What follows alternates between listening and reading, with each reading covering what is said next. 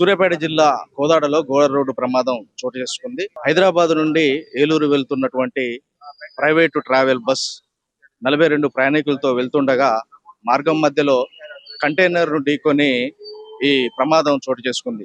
ఈ ప్రమాదంలో 6 మరణించగా 15 మంది గాయాలు పాలై అందులో 4 తీవ్ర గాయాలతోటి మరి విజయవాడ ఆసుపత్రికి తరలించినట్లు ఈ రోజు తెల్లవారుజామున మన కోదాడ సబ్ డివిజన్ పరిధిలో కోదాడ రూరల్ పోలీస్ స్టేషన్ పరిధిలో నేషనల్ హైవే 65 పైన ద్వారకుంట దగ్గర 5 గంటల నుంచి 5:15 మధ్య ప్రాంతంలో ఈ ఇండస్ట్రీస్ కి వాడే హెవీ ఐరన్ పిల్లర్స్ ని తీసుకువెళ్తున్నటువంటి లారీని బ్యాక్ సైడ్ నుంచి ఫ్రెష్ బస్ సర్వీస్ కి సంబంధించినటువంటి ప్రైవేట్ ట్రావెల్ బస్సు వెనక నుంచి ఇట్టేయడం తోటి ఆ ఐరన్ పైప్స్ అన్ని కూడా రైట్ సైడ్ కూర్చున్నటువంటి ప్యాసింజర్స్ మీద పడడం తోటి ఈ ప్రమాదం సంభవించినట్టు మనకు ప్రిలిమినరీగా తెలుస్తుంది.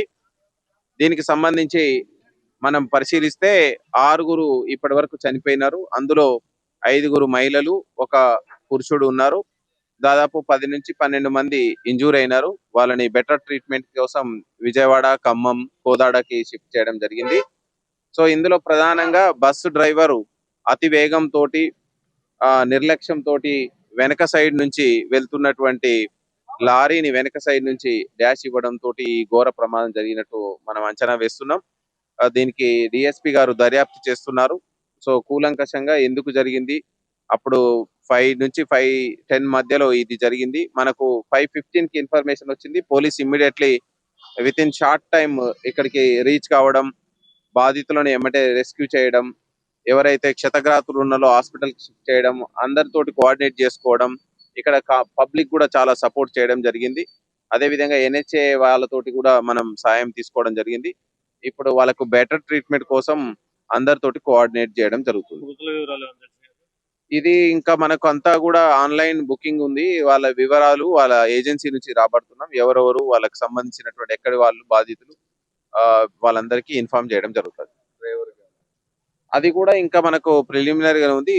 ఇంపాక్ట్ బట్టి చూస్తే డ్రైవర్ కూడా ఇంజూరీ కావాలా, మరి మనకు ఇప్పుడు కో డ్రైవర్ ఆయనను కూడా ఇప్పుడు షిఫ్ట్ చేయడం జరిగింది.